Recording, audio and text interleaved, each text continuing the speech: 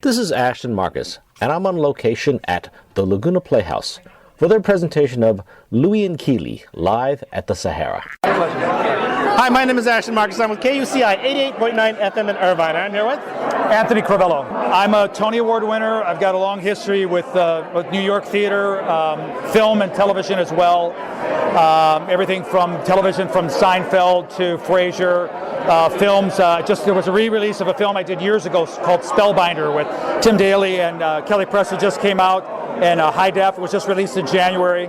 I've got two films in film festivals right now. One is called The Mark, and another one's called Henry Toy. I did won the Tony for Kiss of the Spider-Woman on Broadway. My last thing I just did in New York was the last two shows were Heathers. I did the Heathers, the musical in New York, off-Broadway, and then I did Golden Boy with a wonderful sterling cast, Tony Shalhoub, Yvonne Strahovski, directed by Bartlett Shear for the Lincoln Center. It was the 75th anniversary production that was done at the Belasco Theater. I was in the original company of Les Miserables on Broadway. I did Che and Evita on Broadway, and I did The Phantom in the Phantom of the Opera, Phantom of Las Vegas Spectacular for 6.5 years in Vegas as well. And so Evita and Phantom and Kiss of the Spider-Woman were all for the wonderful, iconic director Hal Prince, and Les Miserables. We got to work with the likes of John Caird and Trevor Nunn, wonderful directors of the Royal Shakespeare Company. So,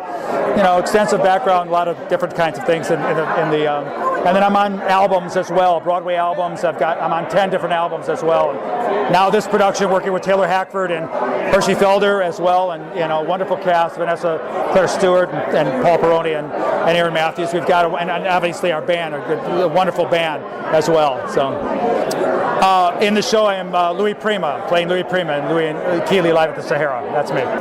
Louis Prima was a jazz icon, but it goes all the way back to the Tin Pan Alley days when he was 13 years old in New Orleans, which is where he was originally from, of Sicilian descent.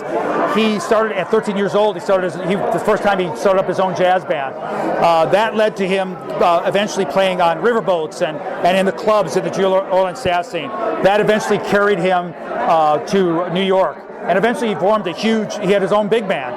But he kept having, not unlike Sinatra, having to reinvent himself. And he was at a low point at one point in his career, still playing and searching for how to reinvent out of the 50s, going into the 60s.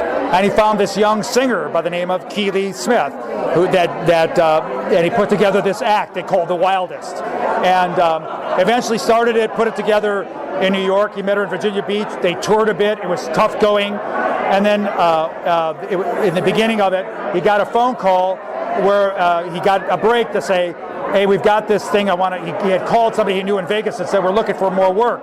And they said, well, you could come here, but we have nothing. There's no venue for you to play, so we're going to try this new thing. And they said, what's that? And he said, we're going to open up in the middle of the floor. We want you to play in the middle of the floor. I said, well, that's crazy. And he said, well, that's all we've got, so you want to try it for 2 weeks. And they did that, and that was the original Lounge Act in Vegas. And then from there, they kept getting renewed because they were building a following.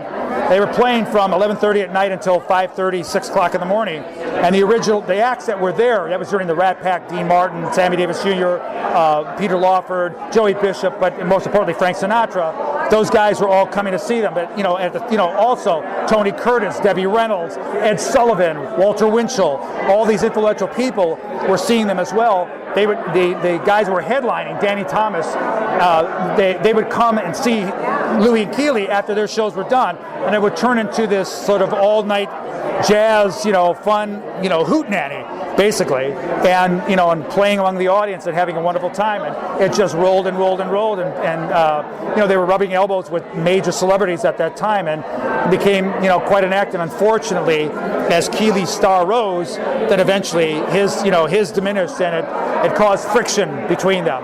And Sinatra was there in the background as well, and just jealousy, and he's a human character who is filled with frailties and insecurities, and yet a tough businessman at the same time. So it's a love story, tragic story that that's depicted, that was done tonight here at the Laguna Playhouse. I loved your performance. I thought you were spot on. You played it perfectly. Well, thank you so much. And I mean, a few people have come up to me that are from New Orleans and said, geez, who knew it or saw Louis tonight, and it's been just wonderful comments that people are giving me. And I'm really grateful that we're here as well. When you do a role like this, you don't just do the role. You have to live the role, and what that means is you have to live a lifestyle that allows you to do this 8 times a week. There was one critic that criticized me a little bit because he said, "Oh, you know what? He's not built like Louis. He doesn't have a high-pitched voice. Louis talk high like this with this rasp." It's not that I can't do it. It's you do. If I did that in rehearsal for 4 days and I began to get hoarse, and it's a marathon. I'm not running a sprint. I'm running the marathon. So you have to be able to do that for an extended period of time, and you've got to be smart about the way you approach the role. I'm a member of the Actors Studio in New York and in L.A. Lee Strasberg and all of that, and the wonderful actors that have gone, through there from Marlon Brando's and the Ellen Barkins and I can go on and on and on. And my teacher is a gentleman by the name of Tony Greco. What you're doing is you want to seize the emotion where you are at that place and go from there, not manufacture emotion.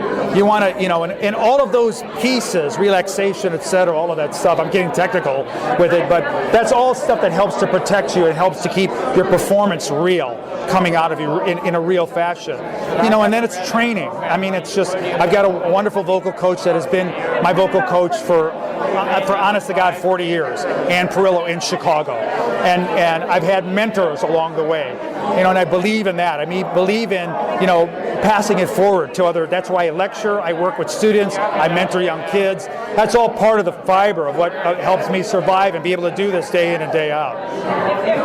Okay, so what advice would you give to, say, younger kids who are trying to get into the business? What's the best advice you can give them? My best advice that I would give them is don't be the person that's on the stage, be the person that owns the theater.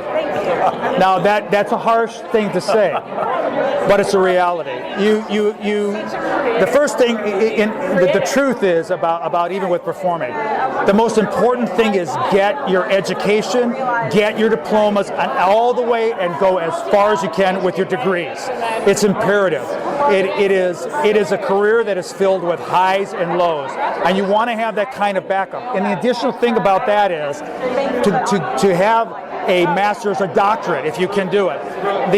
It's imperative because when you're working on a level on Broadway with the likes of a Hal Prince, as I have been fortunate to do, with the likes of a Trevor Nunn that I have been able to do, with the likes of a John, I can go on and on, John Randall, Bartlett Shear, Graciela Danielle, Gillian Lynn, all these are educated people, and you have to be able to speak their language. And in order to do roles like this, and I've done a myriad of roles, different kinds, and you have to have an educational background that allows you to facilitate all different sources so that you can bring that to the plate, so that you're bringing reality to all of these different characters. That's why the education is so bloody important for young students as well. And obviously, you want to work to try and expand. I'm not a dancer per se, and per se, but you have to be able to move. You have to be able to understand music. You have to be able to read music. It's all part and parcel. You've got to, and some people say, "Oh, I'm going to do musical theater or just musical theater." That's a recipe for a limited career. You want to broaden your horizon and broaden the way you approach your education. That's what I would say for the young performer. Once again, I loved your performance. I loved your dancing too. Oh, thank you. Those Louis moves. And that started for me as a kid, listening, and I'm imitating James Brown as a kid. That's where it came from for me. So, and those precursors to that same kind of Southern style. Louis Armstrong was the precursor to Louis Prima, and even studying Louis Armstrong is imperative in that style as well, because you can hear the definitive link between those two men. Well, again, I love your performance. Thank you very much for being on the show. Thank you. You're very kind to say. Hi, my name is Ashton Marcus. I'm with KUCI 88.9 FM in Irvine. I'm here with Vanessa Stewart. I grew up in Louisiana, fell in love with jazz music, in New Orleans, and I studied musical theater at Webster Conservatory in St. Louis, studied classical theater in London, and grew to love Keely Smith over the course of my college years, and started writing the show in 2007. Yeah. Keely Smith was discovered when she was 16 years old in Virginia Beach by Louis Prima, who she was a huge fan of, who had already had a storied career. He was a little bit older. He was 22 years older than her, so it was just sort of a mentor relationship, sort of like Pygmalion. He brought her on because she had a natural ability. He formed her into this amazing songbird. He gave her her name. He gave her her persona, like Sonny and Cher, and to the point where when the music was changing, the music sort of grew to more reflect her style and less his style, and she superseded his act, and he grew to, even though they eventually married and fell in love, resented a little bit because he loved the audience so much, and which led to the demise of the relationship. But they never lost that love for each other, even after that happened. So both of their, well, she's still alive, but to his dying day, she still says he was the love of her life, and I suspect she was his, but he did marry again after that. You also wrote this also. I did, yes. I wanted to write a vehicle for myself as an actor, because I was in LA for a little bit and I wasn't having a lot of luck, but I knew I was good, so I just, what can I do? I love music, I love history, so I wrote as a vehicle for myself and my co-writing partner, Jake Broder, and we wrote it together, and we started out at a little tiny theater called Sacred Fools, and it became this crazy hit that we didn't expect, and everybody came to it. Like, all these celebrities sort of flocked to it, just like people started flocking to Louie and Keely in the little casino room back in the day. And it was that's where Taylor Hackford saw the show, and Taylor Hackford is Academy Award winning director who wanted to always tell the story. He was friends with Keely Smith, and so he eventually asked us if he could come on as our director, and we said yes, of course. And he brought us to the Geffen. He brought us to Hershey Felder, who now produces this, and then we went to Chicago, and it just keeps growing and growing. So it's a little bit of a Cinderella story for me, absolutely. Yeah, you're actually married to a successful actor also, right? I am now, yeah. When we were at the Geffen doing this show, I met French Stewart, who was doing another show in the bigger room called Matthew Modine Saves the Alpacas, and we fell in love in the green room. It was like a green room romance, and he would be here tonight, except he's doing his own show in Los Angeles right now. So, but yeah, we have a 2-year-old daughter now, and we just follow each other. Like, sometimes he's working, sometimes I'm working, and we're a showbiz family.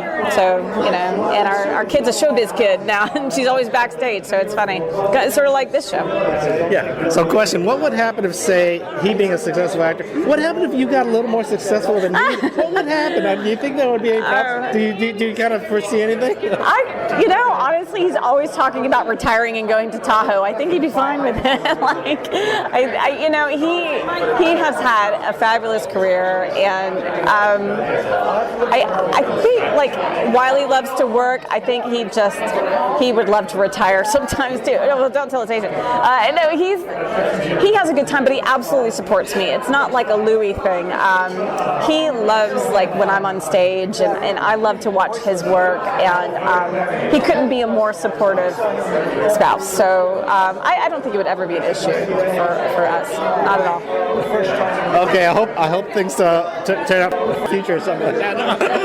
Well, Taylor has made mention that he wants to make this into a movie, so I just hope by that time I'm still young enough to do the part.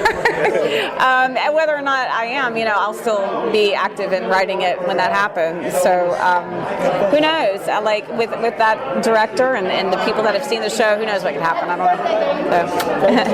know. Okay. Well, again, I loved your performance. I loved your singing too, because I know you're a very serious actor. Oh, yes, you're a fantastic singer. Thanks, I appreciate it. I've studied with because they're big shoes to fill, Keely Smith. And so I wanted to make sure, I wanted to make sure that I studied with like a proper jazz coach, so I studied with Ron Coleman in LA. I studied with Kelly James, who is an amazing vocalist. She played all my favorite parts on Broadway when I was a kid, so I have in my pocket, my like great influences, just not only to listen to like on the radio, but really helping me out. They're like shaman. So I knew that I wouldn't be able to be confident in this part unless I worked hard on that aspect for sure. Well, once again, I loved your performance. Thank you very much for being on the show. Absolutely. I love. Thank you for having me. All right. Yeah, I really appreciate it. Thanks. All right, thanks. Hi, my name is Ashton Marcus. I'm with KUCI 88.9 FM in Irvine. I'm here with Paul Peroni. I'm originally from Arkansas, and I got started in theater and acting and comedy in Chicago. Did a lot in New York City, toured around. Went back to Chicago to kind of get reinvigorated, and I auditioned for this a couple of months after I was back when I left Los Angeles, and I was lucky enough to get invited to come play Frank in this show with these amazing people, and Hershey Felder and Taylor Hackford. They're just fantastic. I play Frank Sinatra. Frank, he and Keely, allegedly they had an affair, so Vanessa and I, we worked together in developing those character through lines to try to find our motivation with those characters so that we could be honest, because you do have a responsibility to play an iconic character like Keely Smith and Frank Sinatra, and but he was friends with the couple, and he did try to help Keely in her solo career, and one thing led to another, and they did have an affair, and I'm not sure how much he was in their lives after that fact. I love the way you guys played it. I loved your character, and I love the way you played played Frank Sinatra. I really appreciate it. It's like I said, it's a huge responsibility, and I'm not an impersonator, which I don't think necessarily that would be needed for this show. I feel like if you can get an actor who can look at the background, understand the character, know that there is responsibility, and kind of bring my own, interpretation of Frank to it. So it's hard. It's tough. You're a professional actor. Question, is life really like this for you guys? I mean, do you have problems keeping a stable family life, a stable married life? Well, I don't speak for my colleagues. I'm not married, and I don't have any children, so I feel like it does make it a little easier for me to tour around the country and perform, because it's just me. I have my little apartment in Chicago, and so I can kind of pick up and move. I feel like for anybody else with a family, that might be a little more on the difficult side, because you do miss your family. You want them with you, and if you're on the road all the time, you can miss out on certain important moments, I feel like. So, but I don't have that. I miss my family. I miss my mom and dad and sister. Do you have any plans in the future? Like maybe, okay, I'll get married to someone. I'm not going to marry anyone in the business. I'm not going to marry an actor. I'm going to make sure that I call every single night. What are your plans for something like that? Well, that is a very good question. And I have had relationships in the past of someone else that was also in the business, and sometimes that's not always the best idea, I feel like. So if I'm ever out dating around, I try to look for somebody who's doing something else. That way we're not always talking about the same thing. Maybe I can learn new things, a neurosurgeon or something like that, learn about that, as opposed to another actor and we're just talking about how we didn't get a job that we really wanted or something like that. That's usually the typical conversation. So. Well, once again, I love your performance. Thank you very much for being on the show. Thank you so much. I appreciate it. Louie and Keely, live at the Sahara, will be playing at the Laguna Playhouse from February 24th to March 27th. For more information, go to www.lagunaplayhouse.com.